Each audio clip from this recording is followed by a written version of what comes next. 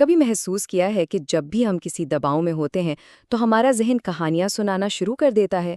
یہ جو ہماری اندرونی آواز ہے، یہ کہانیاں جو ہم خود کو سناتے ہیں، ہماری ذہنی اور جذباتی صحت پر بہت گہرا اثر ڈالتی ہیں۔ تو چلیں آج اسی پر بات کرتے ہیں کہ یہ کہانیاں کیا ہیں اور انہیں کیسے بدلا جا سکتا ہے۔ مسئلہ یہ ہے کہ بے چینی سے بھری یہ اندرونی آوازیں اکثر ہمیں سچ لگتی ہیں، ایک ایسی حقیقت جس کو بدلا نہیں جا سکتا۔ لیکن کیا ہو اگر یہ صرف ایک کہانی ہو جسے ہمارا ذہن بار بار دہرا رہا ہے؟ اچھی خبر یہ ہے کہ اس کہانی کو ہم بدل سکتے ہیں، اس کے رائٹر ہم خود بن سکتے ہیں۔ جیسے کہ یہ جملہ، میں کتنا بے وقوف ہوں۔ ہم میں سے اکثر نے اپنے ذہن میں یہ آواز ضرور سنی ہوگی۔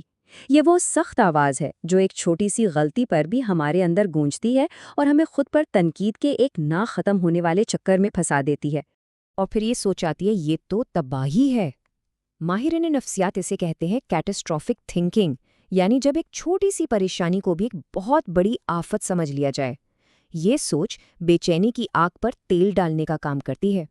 اور یہ والی سوچ، مجھے ہر حال میں بہترین ہونا ہے، یہ وہ پریشر ہے جو پرفیکشنزم سے آتا ہے، ہر کام کو بے عیب کرنے کی خواہش، اور یہ بھی بے چینی کو بڑھانے کی ایک بہت بڑی وجہ ہے۔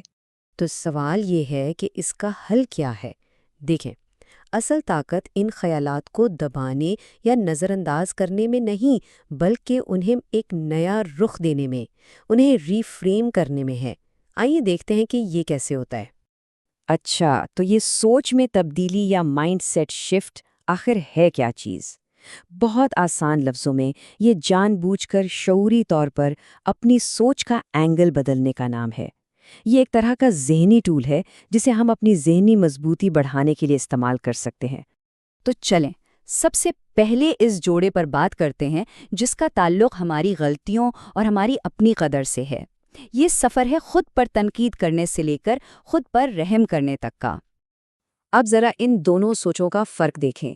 ایک طرف تو یہ سخت تنقید ہے، میں کتنا بے وقوف ہوں، اور دوسری طرف ایک نرم، ہمدردانہ سوچ ہے، میں ایک انسان ہوں اور انسانوں سے غلطیاں ہوتی ہیں، میں اپنی خامیوں کو قبول کرتا ہوں اور ان سے سیکھتا ہوں۔ خود سوچیں، دوسری سوچ میں کتنی زیادہ طاقت ہے، کتنا سکون ہے۔ اچھا، اب آتے ہیں خوف اور مشکل حالات سے بھاگنے کی عادت پر۔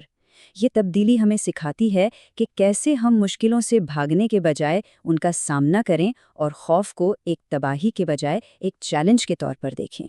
یہ تبدیلی خوف کو ایک ایسی دیوار نہیں سمجھتی جو ہمیں روک دے، بلکہ اسے ترقی کا ایک موقع بناتی ہے۔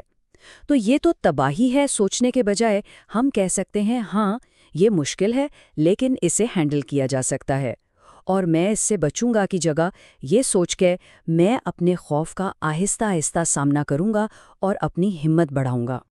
اور اب آخری لیکن شاید سب سے اہم تبدیلی، جس کا تعلق کنٹرول اور غیر یقینی صورتحال سے ہے، یہ اس بے چینی سے نمٹتی ہے جو ہر چیز کو اپنے قابو میں رکھنے کی خواہش اور نامعلوم کے خوف سے پیدا ہوتی ہے۔ ذرا سوچیں کہ کنٹرول چھوڑ دینے میں کتنی آزادی ہے، کتنا سکون ہے۔ مجھے ہر چیز کنٹرول کرنی ہے کی سوچ سے نکل کر یہ تسلیم کر لینا کہ کچھ چیزیں میرے اختیار سے باہر ہیں اور یہ ٹھیک ہے، اور میں غیر یقینی صورتحال برداشت نہیں کر سکتا، کہ خوف کے بجائے ہم اسے زندگی کا حصہ مان کر اپنی توجہ ان چیزوں پر مرکوز کر سکتے ہیں جو واقعی ہمارے اختیار میں ہیں۔ لیکن ایک بات یاد رکھنا بہت ضروری ہے، یہ جو سوچ میں تبدیلیاں ہیں نا، یہ کوئی جادو کی جھڑی نہیں کہ ایک رات میں سب ٹھیک ہو جائے گا۔ یہ ایک مہارت ہے، ایک پریکٹس ہے جسے مسلسل مشق کے ذریعے ہی ہم اپنی عادت بنا سکتے ہیں۔ تو پھر اسے اپنی عادت کیسے بنائیں؟ اس کا ایک بہت سادہ سا 3 سٹیپ کا پروسیس ہے۔ پہلا، جب بھی کوئی پریشان کن سوچ آئے تو اسے پہچانیں۔ دوسرا، اسے قبول کریں، اس پر خود کو جج نہ کریں۔ اور تیسرا، بہت نرمی سے ایک نیا، زیادہ مثبت نقطہ نظر اپنے ذہن میں لائیں۔ تو بس یہ یاد رکھیے کہ ذہنی مضبوطی جو ہے نا وہ ایک دن میں نہیں بنتی، یہ آہستہ آہستہ ایک ایک سوچ، ایک ایک تبدیلی سے بنتی ہے۔ ہر چھوٹی کوشش بہت اہمیت رکھتی ہے۔ تو جاتے جاتے ایک سوال اپنے آپ سے پوچھیں کہ آج ان ساری تبدیلیوں میں سے کون سی ایک تبدیلی ہے جو سب سے زیادہ سکون دے سکتی ہے؟ یہ سفر اپنی سوچ کو سمجھنے اور اسے ایک نیا، صحت مند رخ دینے کا ہے۔